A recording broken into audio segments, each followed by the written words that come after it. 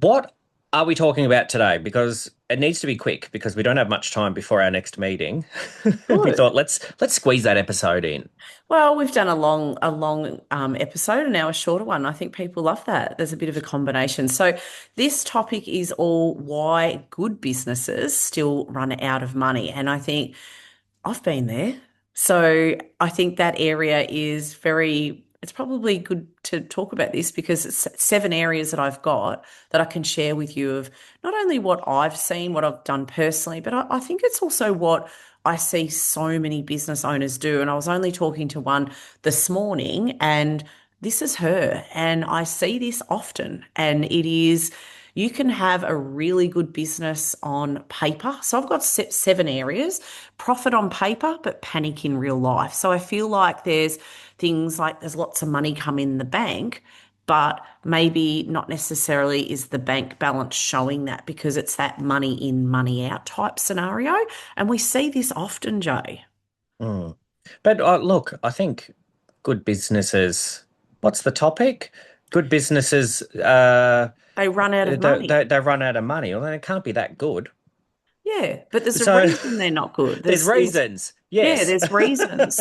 So sometimes you can, like, I can see businesses that turn over, $46,000 a week, but there's what's going out. So there's another one that happens is like wage percentages. So they're not looking at these numbers enough. They just keep employing more people. So they're doing things like the wages in the back room or someone else is doing it and they're not across it. So Mm. everyone's employed, but no one's productive. Absolutely. So, Yeah. and that's the thing. I was speaking to a client yesterday about her price point, Mm. and her team are almost at capacity. There's not much white space in the book. She was talking about 15 minutes here, half an hour there, not much. So Mm. they're very, very busy, but yeah, cash flow stagnant. Bank Yeah. accounts aren't growing, and having to hold off to pay invoices and bills and Yeah. whatever. So, like the money Mm. you think, well, we're booked out. The clients are loving it. The team are hitting target, but there's something in the numbers that are not allowing enough profit. And for her, her team's too small. Yeah. She Interesting. doesn't have enough people. Because put it this way, like if your rent's 100 grand a year and you're a sole operator, you ain't making money. No. Whereas if you rent that spot for 100 grand a year and you've got 20 on team, the percentage of rent divided by 20 people, it's tiny. Yeah, that's right. And I So think it's yeah, even the wages, like even just to give insight on that, like wages to be at the right percentage. And what is the right percentage? Ideally in a business, if you could have like a rule of a third, so it'd be 33%. That's tricky to have in our industry. absolutely. So, keeping it, let's say at 40, 42%, there's no exact number, but we've got to make sure that the revenue outweighs the wage bill like more than like 60%. It's got to Mm. be some sort of scenario like that. So wages need to be in order. The other one is retail. So how often do you see in client numbers that retail becomes an expensive decor, but it's a business within a business, Yep. and there's so much opportunity, and team aren't having, or even the owners not having great quality conversations to grow what the client needs to look after their skin or hair at home. Because you can have amazing retail sales, be selling Mm. thousands and thousands per week. But if the Mm. team are not productive in services, Yep. so, you've got six on team and they're not hitting even double their wage Yeah. in services, doesn't matter if they're good at retail. The retail profit goes back into propping up the wages Yeah. and all the other expenses. So when you go to reorder next week, next month, you go, there's no money to either place the order or to pay the invoice from the last order. It's not the retail's problem. It's Mm. your service business is being propped up by the retail. You're blaming the retail. It's a productivity problem. That's right. Yep. Mm.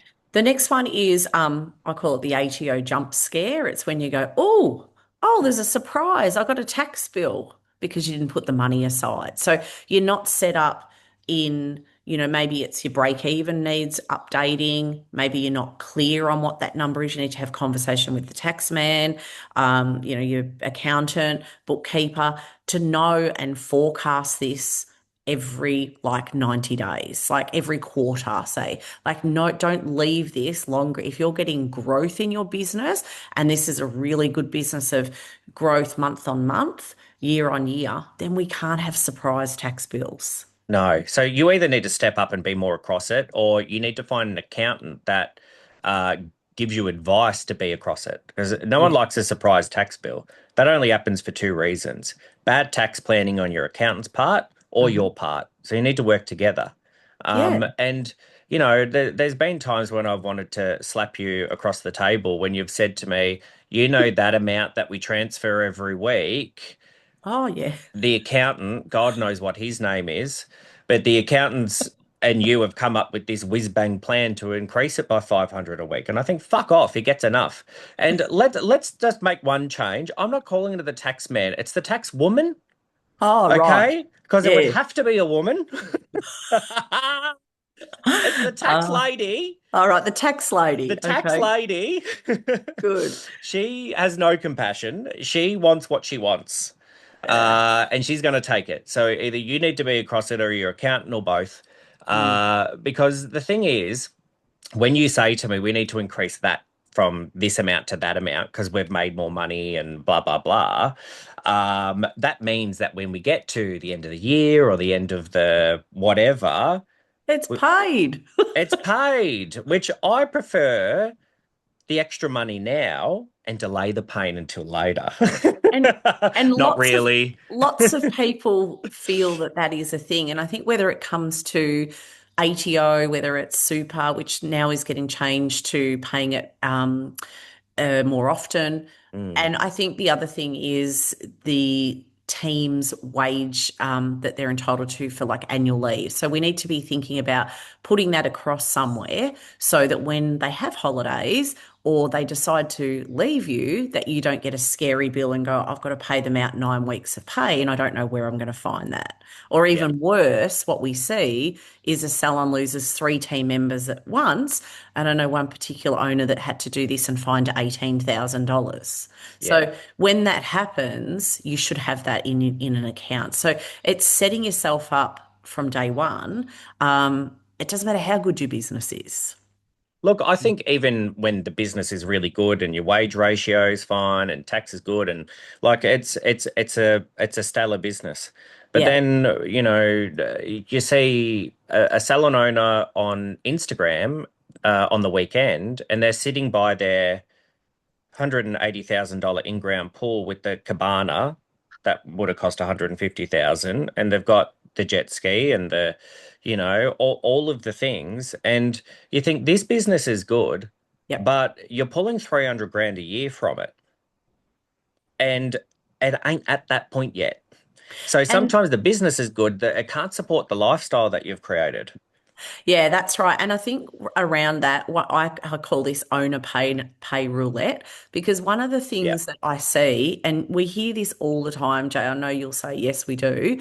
I don't take a wage from a business. And like, what are you talking about? So, whether you're a sole trader, whether you're a company, a partnership, whatever the situation is, a trust, you get paid out of that business, whether it pays for your car, the fuel, your phone bill. Drawings, cash, all of Yeah, the things added up. yeah. So if you transfer money into your personal account or use your business card to tap everywhere you go, that's actually going to somehow come and get you and say, you've earned this much for the year. This is your bill. So it would be really good for you to get clear on look back 12 weeks, see how much you've taken out.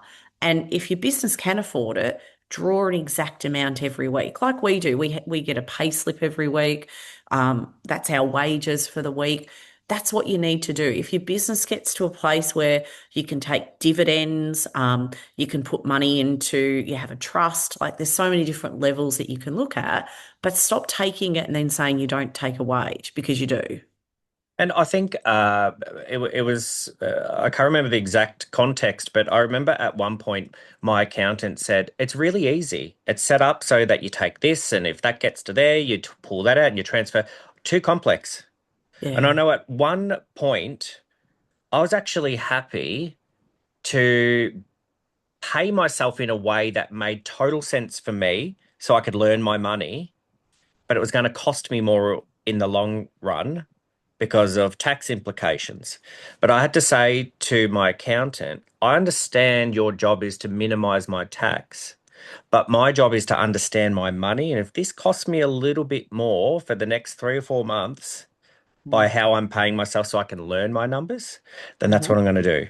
And Yeah. at the most grassroots basics, uh, I would pull cash out of the wall, out of the ATM, and I would use cash to budget so I could see, all right, that's how many 50s I got left for the week. Because I needed to go back to those grassroots basics of managing my money so I could get my head around the patterns and behaviors around the money in, money out. Yeah. Okay. Yeah. So I think uh, your accountant, it might be clear to your accountant, okay, or it might be clear to the next salon owner, but you've got to find a way that you understand your money and your rules around money.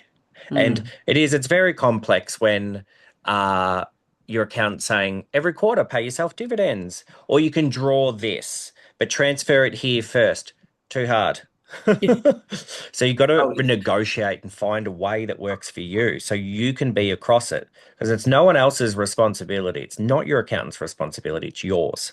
no, that's it. Yeah. And I think the last area is I call it growth glow ups because I feel like every business owner's got an idea because we're all a bit entrepreneurial. And that comes down to let's buy a laser machine. Let's put hair extensions in. Let's put the latest thing. And it empties your bank account, or you sign up to a lease and then you think, that's okay. It's only this much a week. And then you're not actually using or selling the service that you did and that you put in. So it becomes a thing where you're trying to fund then the item that you don't actually service by having clients come to use that service. And Mm. it empties your bank account. I know that I spoke to a client last week and she has a whiz bang laser Hmm. and it cost a small fortune. Uh, I don't know the exact amount, but she still owes 100 and something thousand. And we did all of the numbers of how many laser treatments that her and her team need to do every week, every month, every quarter Mm. from now until it's like 14 months' time in order just to pay the machine off. Yeah. So they've probably had it for 6 months, maybe longer. And it's going to take another 14 months on top of that Hmm. before she even starts to see any profit at all from any of the laser treatments that she's done from day dot into the future. And I'd say that paying for a laser machine through laser services in only 16 months is bloody good. Oh, absolutely. And I don't disagree with buying anything or adding a like modality. If you're going to add like hair extensions to your business, but you need to map it out. Like you need to start doing the groundwork. Like, think about what clients are going to have this service. How can you start talking about it? Get a list of people, launch it, do it, a selling, and then all of a sudden you've got people your appointment book filling with that service. I don't think it's a bad thing. I think we just rush the No, process and yeah. we don't think about it enough. So Mm, those 7 topics, I think any business can still run out of money. It doesn't matter how good it is, but we need to think about profit, where your profit margins are sitting, and you know, bank accounts, like are they full? Wages, like wages versus productivity. Retail, what are you doing about it? Like you can't just have a really low retail revenue when it's a business in a business. The ATO, so really thinking about conversations you need to have, making sure that, if it's not just ATO, it's the things that you need to pay, like your super and your work cover, and having a buffer there for team to have annual leave and knowing what that is. Getting your pay right is number 6, like making sure when you're going to increase it by how much and what do you need to do to change in your business. And then when you put in any new machinery or service, that you really map it out. And those seven key elements is what's going to not only have your business that is good better, you're never going to have to worry about money when you think about these areas again. Mm, Absolutely. mm, You can tell how you rattle off all of that information and how confidently you speak about it, that you know your shit. And part of that comes from you're good at it and you like it and it interests you, but another part of I've experienced it on the flip side and it ain't pretty. It ain't pretty, let's Yeah, just say. Yeah. tax woman was chasing you at some point, in between recovering from chasing me.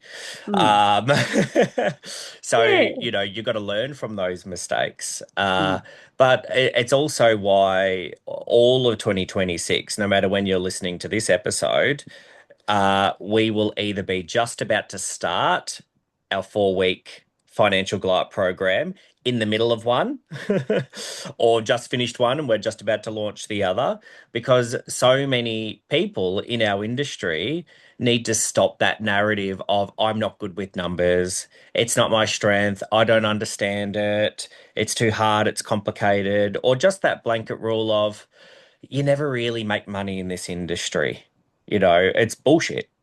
Mm. So We've true. we've made amazing money, and that's what the Financial Glow Up program is all about. So, if you're listening to this episode, you've probably read the episode list and gone, "Oh yeah, the money one. I better listen to that."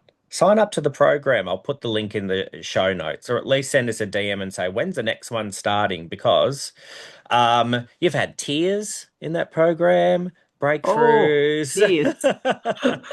We've had massive breakthroughs, and I've even had a salon owner that had one on team now within 4 months opened in amazing strip shop in a beautiful location. Yeah, She's now got three on team, and yeah, she's just incredible. doing amazing job. Yeah, that's awesome. Mm. Well, thank you, Marie. That was amazing. As Good topic. always.